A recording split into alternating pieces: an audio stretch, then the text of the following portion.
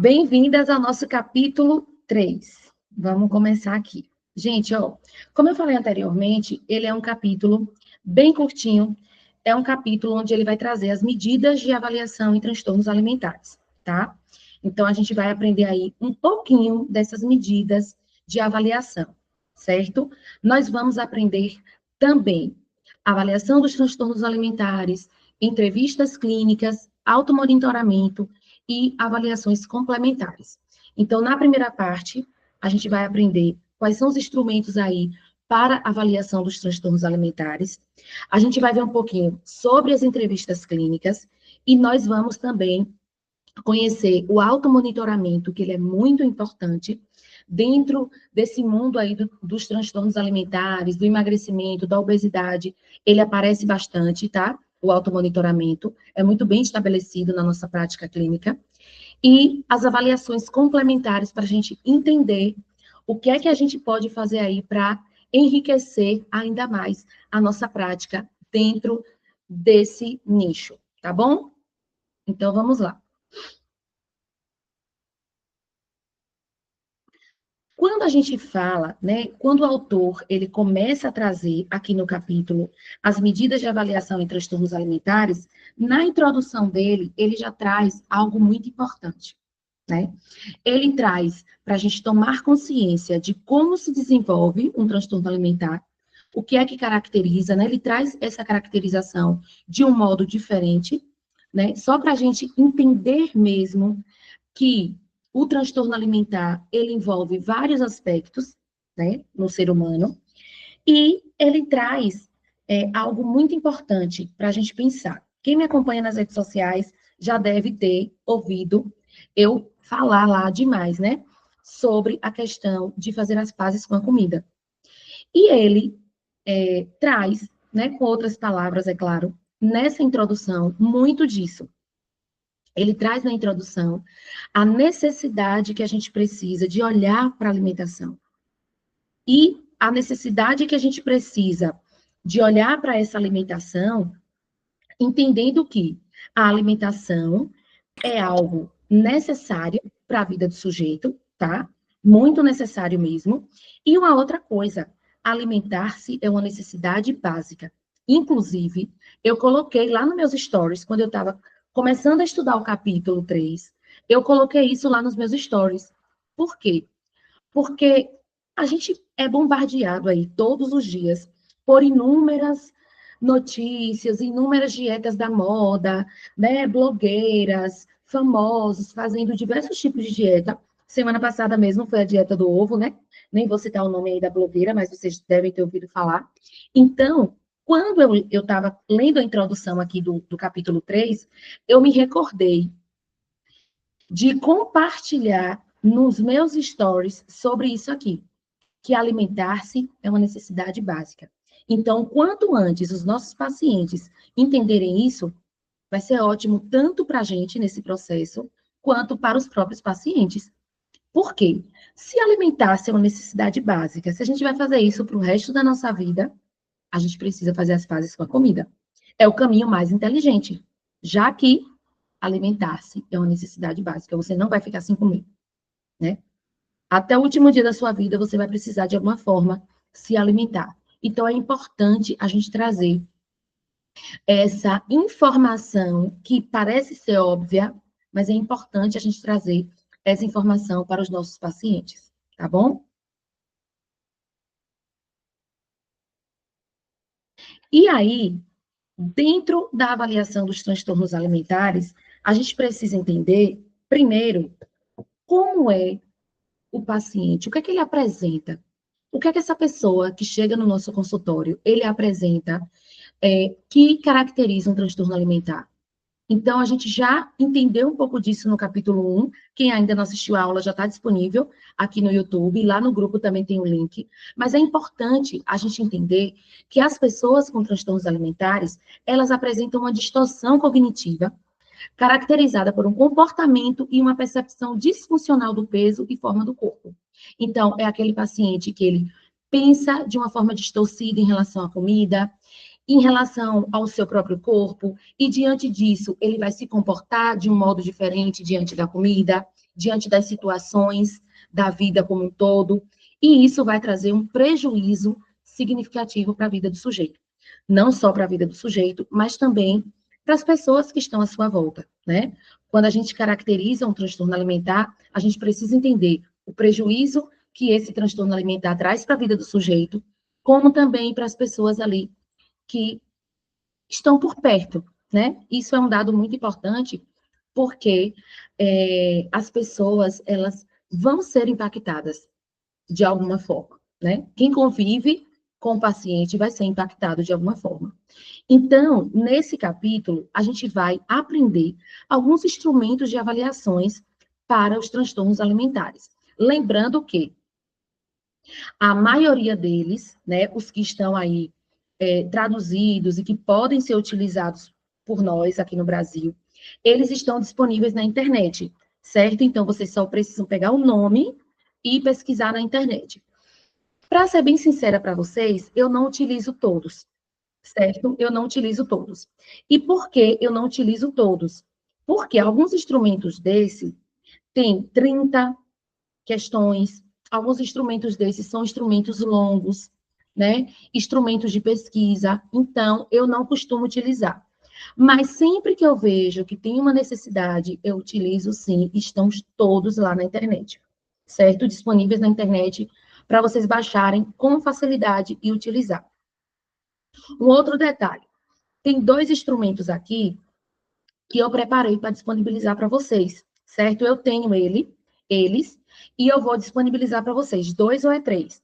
Acho que eu tenho o automonitoramento, eu tenho um,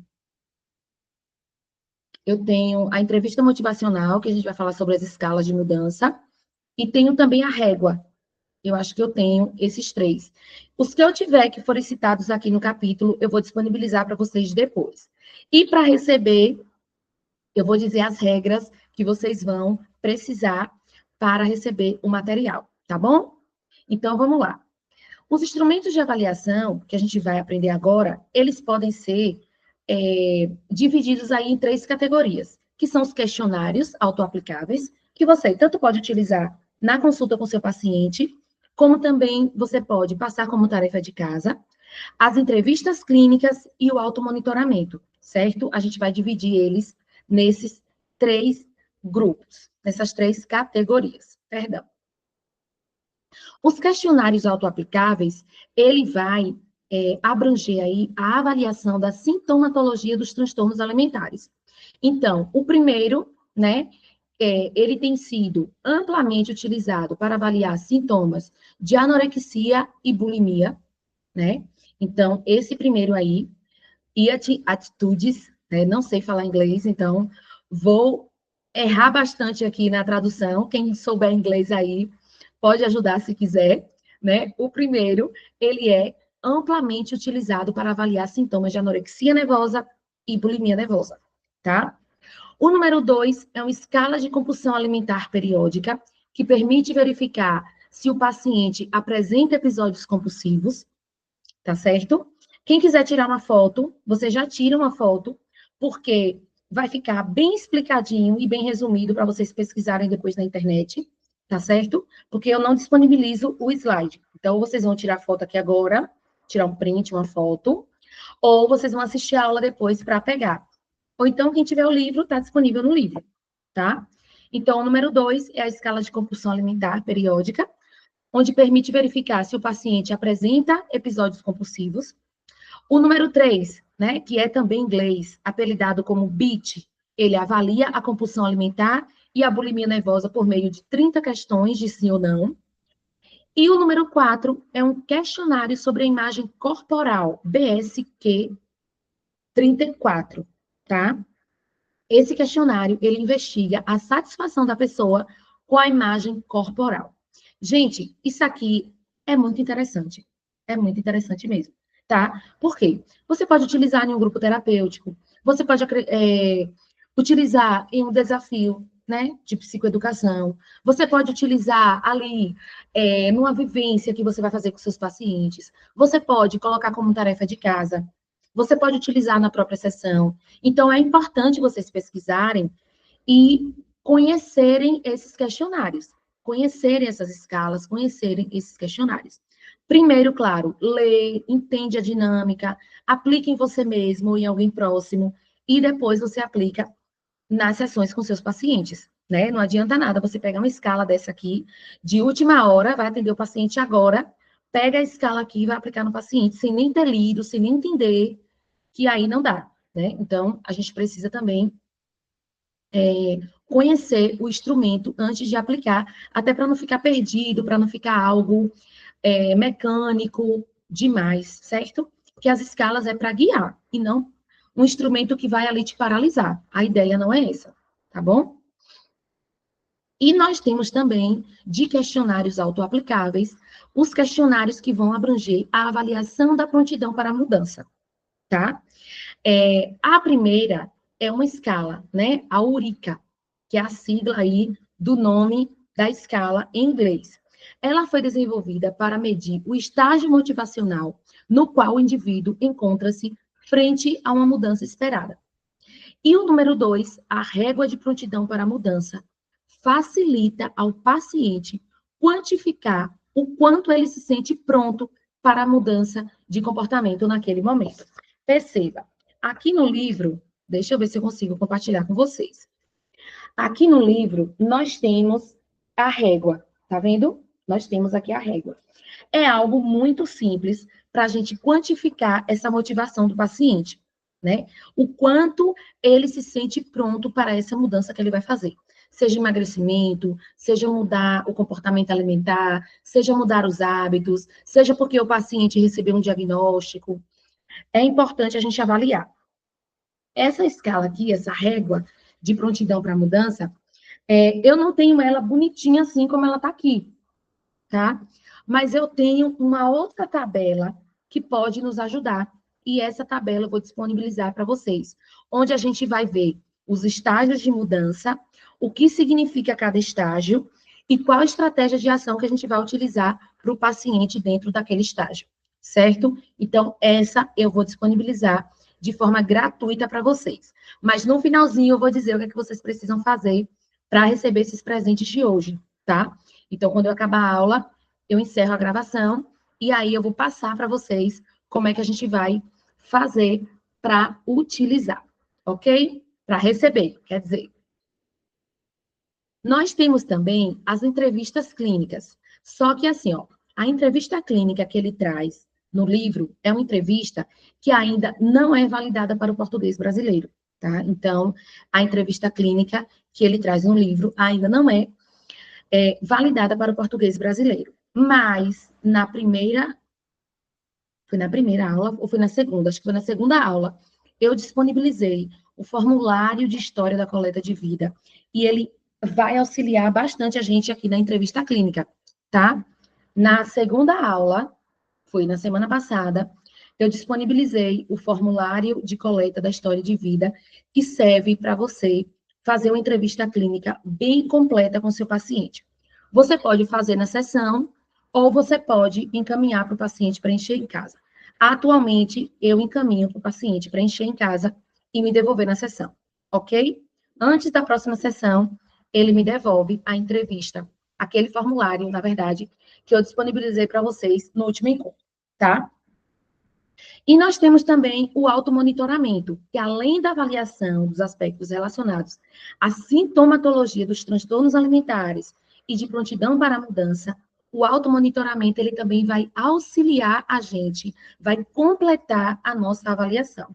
Então, a gente vai pegar os aspectos relacionados à sintomatologia dos transtornos alimentares, tá? A gente vai pegar essa parte. A gente vai pegar os aspectos de prontidão para a mudança que o paciente apresenta, e nós vamos pegar o automonitoramento e compilar essas informações para construir a nossa avaliação. Deu para entender essa parte? Primeiro, nós vamos pegar lá os questionários e as escalas, né? E, óbvio, a entrevista clínica, que a gente vai avaliar a sintomatologia dos transtornos alimentares.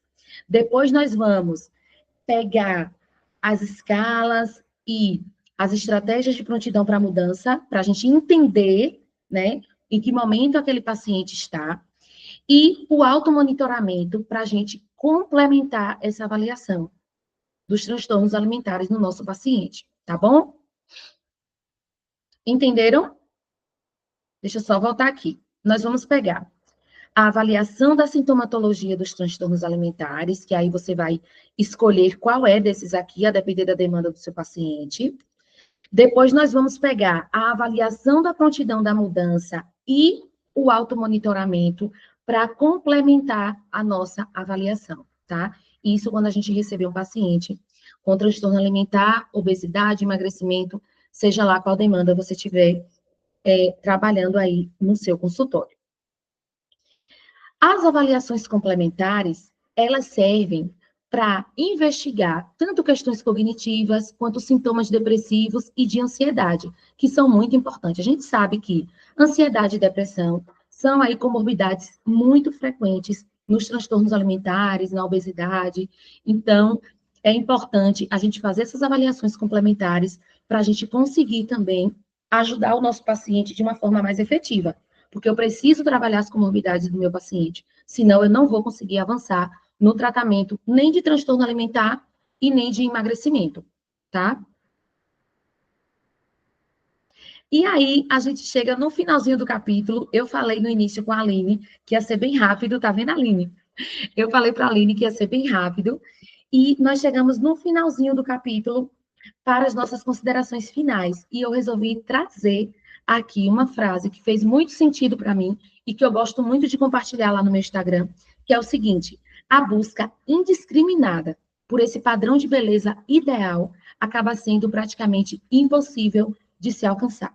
Então, o que mais a gente vê hoje são mulheres, são pessoas em busca desse padrão de beleza ideal que ele, na verdade, nunca vai ser alcançado. E é nossa responsabilidade, enquanto psicólogas que trabalham na área de comportamento alimentar, trazer isso de uma forma bem clara para as nossas pacientes, né? Alinhar as expectativas, alinhar aí o que é que ela espera da terapia, para que essas pessoas elas não saiam frustradas e mais infelizes dos nossos consultórios, tá certo? Seja ele online ou presencial. Quando eu chamo consultório, já engloba aí os dois, tá? Eu vou parar a gravação, tá? Vou continuar a aula. Vou parar a gravação agora para a gente abrir a câmera, discutir, fazer perguntas e eu dizer para vocês como é que vocês vão fazer para receber o presente de hoje, tá? Deixa eu parar aqui. Parei o compartilhamento, deixa eu parar a gravação. Gente, vou dizer uma coisa a vocês, hein?